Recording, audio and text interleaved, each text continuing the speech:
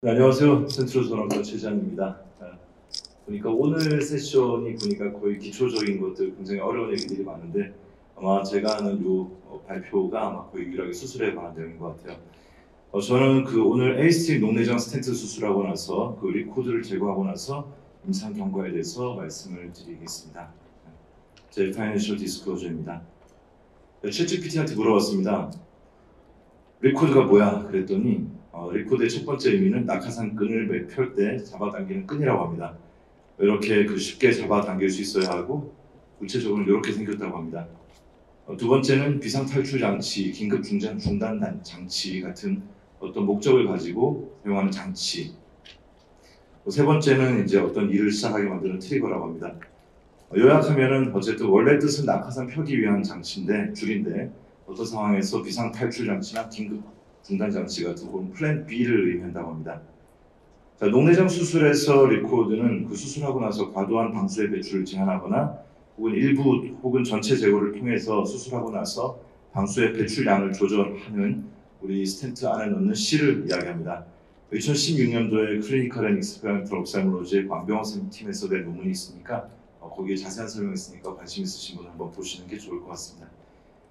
리코드는 제품 출시 때 미리 장착되어 있는 타입하고 그다음에 수술 중에 서전이 넣어야 되는 타입으로 나눌 수 있습니다. 첫 번째 형태는 국내 마이크로트에서 출시한 에이스팀이 유일합니다. 100 마이크로미터의 내경에 세브노 다일론이 들어있습니다. 반면 폴 글라코마 임플란트나 프리저 플로 같은 경우는 수술 중에 서전이 이제 집어넣어야 하는 그런 불편이 있습니다.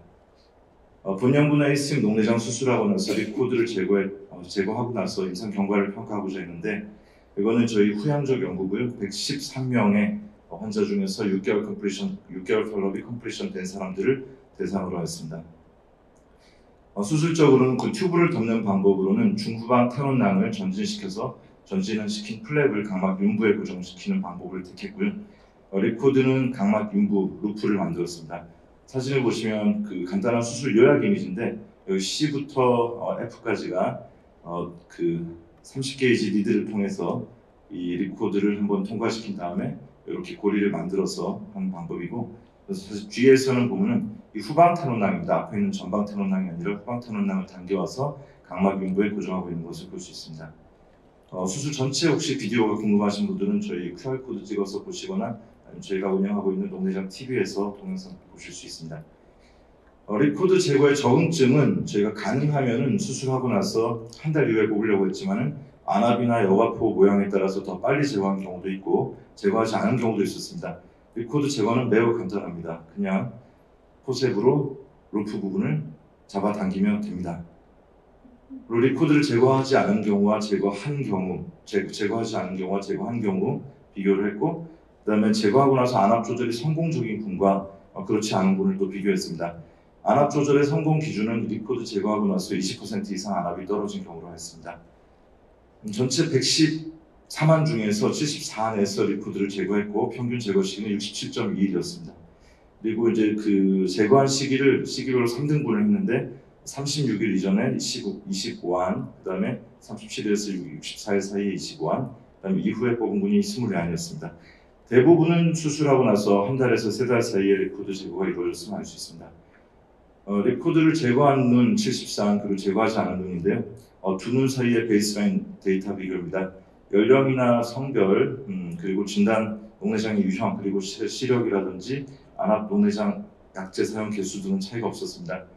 제거하고 나서 이제 안압이 떨어진 것은 이제 저희가 하고 나서 잘 떨어졌는지 확인하기 위해서 30분 후에 항상 재고소 환자를 보내는데 즉시 떨어진 것을 알 수 있습니다. 그리고 나서 이후에도 펠럽이 잘 되면서도 안압이 조절이 잘 되는 걸 알 수 있었고요. 이것은 저희가 이제 리코드를 제거한 분과 제거하지 않은 분을 비교한 겁니다. 제거한 분에서는 이제 수술하기 전 리코드를 제거하기 전에 24.8에서 금방 떨어지죠. 하여튼 첫날 못해서 쭉 떨어져서 잘 유지가 되었습니다. 근데 재미있는 거는 이 리코드를 제거하지 않은 39안에서도 안압이 이제 거의 리코드를 제거한 분과 비슷한 정도로 떨어졌다는 겁니다. 요거는 이제 저희가 수술하고 나서 리코드가 있는데도 불구하고 안압이 잘 조절이 되면은 뺐을 때 하이포토닉 가능성이 있기 때문에 내버려 두기 때문에 그렇습니다. 이분에서도 빼거나 빼지 않거나 안압 조절이 굉장히 잘 되는 것을 확인할 수 있었습니다. 리코드 제거 시점에 따라서 안압 변동을 봤을 때 저희가 그 36일째 그 얼리 그룹, 그다음에 딜레이드 그룹, 그다음에 노멀 그룹에서 리코드 제거하고 나서 이제 안압은 전부 다 유의미하게 떨어졌고, 그다음에 6개월 이상까지 다 유의하게, 늦게 뽑은 군에서도 상당히 유의하게 잘 떨어진 것을 관찰할 수 있었습니다. 합병증에 대한 부분입니다. 합병증은 그 리코드를 제거하고 나서 저희가 그 일주일째 안압이 5mm 머큐리 이하인 경우가 A군에서 2항, B군에서 1항, 그다음에 C군에서 4항이었습니다. 하지만 대부분 뉴메리컬 하이포토니였고, 한 달 이후에 심토매틱 하이포토니가 발견된 것은 C군에서 있는 한 군이었었습니다. 이거 늦게 뺐는데 이렇게 생겼으니까 좀 독특한데 좀 이따 케이스를 보여드리겠습니다. 리코드를 제거하고 나서 그 성공한 군과 성공하지 않은 군의 특징을 비교해 봤을 때 나이나 액션 랭스, 제거 시점의 차이 같은 건 없었습니다. 대신에 리코드 성공적인 군은 직후에 바로 40% 이상 안압이 떨어졌고, 이것이 일주, 한 달 계속 지속적으로 유지가 된 반면에 실패한 군에서는 처음에 뽑고서 30분 있다가 23% 떨어졌는데 일주일 있다 올 때 상당히 이제 올라서 그것이 지속되는 그런 양상을 보였었습니다. 임상충내 몇 가지를 보여드리겠습니다. 이거는 POAG 환자입니다. POAG 환자고 NTMT 하면서 부욕 IOP가 23 정도였었는데 리코드 뽑고 나서 안압은 약물 사용 없이 10일 정도로 유지가 되었던 케이스고요. NTG에서 효과가 있을지 궁금해하시는 분들이 굉장히 많으실 텐데, 이 경우는 그 약물 사용 전 18이었고 수술하기 전에 NTMT 하면서 15였었는데 필드가 나빠지고 그다음에 사이드 이펙트 때문에 저희가 이제 수술을 했지만, 이분은 이제 리코드를 사용하면서 알파가는 이제 뉴로 프로텍션 때문에 사용한 건데 안압이 9mm 머큐리 정도로 잘 유지가 돼서 그냥 그대로 지내고 있습니다. 이 리코드를 림발 루프로 만드는 것은 여러 가지 장점이 있지만 그 중에 하나가 결막을 통해서 밖으로 뺀 경우에 비해서 그 실로 인한 염증이나 충혈, 이물감 같은 게 거의 없어가지고 리코드 제거하지 않고도 장기간 불편하지 않게 지낼 수 있는 것 같습니다. 세 번째는 일찍 리코드 제거한 케이스입니다. 이분은 38세 JOAG 환자였는데 결막 충혈이 심하고 여가포 높이가 낮고 안압도 좀 높은 편이라서 수술 후 3주째 리코드를 제거했습니다. 제거하고 났더니 이제 안압도 낮아졌고 블랙 모양도 좋아졌습니다. 세극등상에서도 모양이 좋아진 것을 알 수 있습니다. 네 번째가 이제 아까 보여드렸던 그 심토매틱 하이포토니 케이스인데요.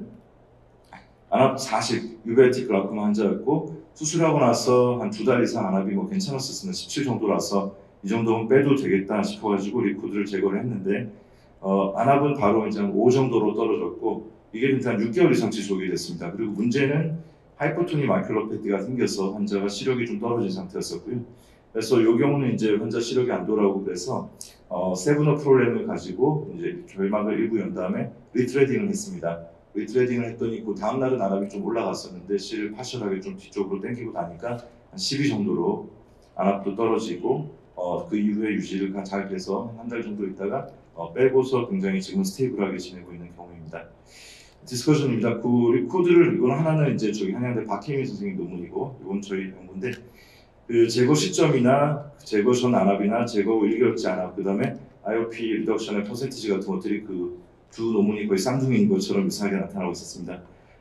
이 발표에서 언급되지는 않았지만 저희는 코니알 림발 루프와 그다음에 그 테논낭을 땡겨서 빈부세 고정시키는 방법을 택했고 박혜민 선생님 논문은 스크레라 플랩을 만들고 그다음에 코니알 컨정티바를 통해서 익스터널리제이션 하는 방법을 택했는데 어쨌든 원래 수술 방법하고 상관없이 리코드 제거의 효과는 달라지지 않는다 이런 생각할 수 있을 것 같고요. 언제 어떤 적응증에서 리코드를 제거하냐 여기에서는 컨센서스가 사실은 없습니다. 저희 생각을 말씀을 드리면 스텐트 수술하고 나서 안압은 그 아크로스 스텐트 앞부분이죠. 방수 부분, 그 다음에 튜브의 저항력, 그 다음에 튜브 뒷부분에 블랩에 달려있다고 생각합니다. 여기서 어떤 부분에 문제가 있는지를 파악하는 게 중요하고 그래서 방수 생성 억제제를 쓴다든지 리코드를 제거한다든지 여가포 니들링을 한다든지 하는 걸 적절하게 조합해야 되겠습니다. 구체적으로는 여가포의 파이브로시스 가능성이 높다라고 하면 선제적으로 리코드를 제거해서 방수 유출량을 먼저 늘리고 필요하다고 하면은 여가포 니들링도 적극적으로 하는 것이 필요할 것 같습니다. 반대로 그 리코드를 제거했을 때 오버필트레이션이 될 가능성이 높다라고 하면은 리코드를 먼저 제거하는 것보다는 방수 생성 억제제를 먼저 쓰면서 리코드 제거는 조금 늦추는 것이 더 나은 선택이라고 생각합니다. 그리고 이러한 평가는 안압 이외에도 세극등이나 전환 모시티 등을 사용해서 입체적으로 평가를 해야 될 것 같습니다. 결론적으로 헤이스팅 수술 이후에 리코드 제거는 추가적인 안압화가 얻어낼 수 있었고요. 하지만 그 제거 시점이라든지 필요성 같은 것들은 환자의 각자 임상 소견에 따라 다를 수 있습니다. 각자 맞는 임상 전략을 세우는 것이 최적의 수술 결과를 얻기 위해서 중요하다고 생각합니다. 들어주셔서 감사합니다. 네, 수고하셨습니다.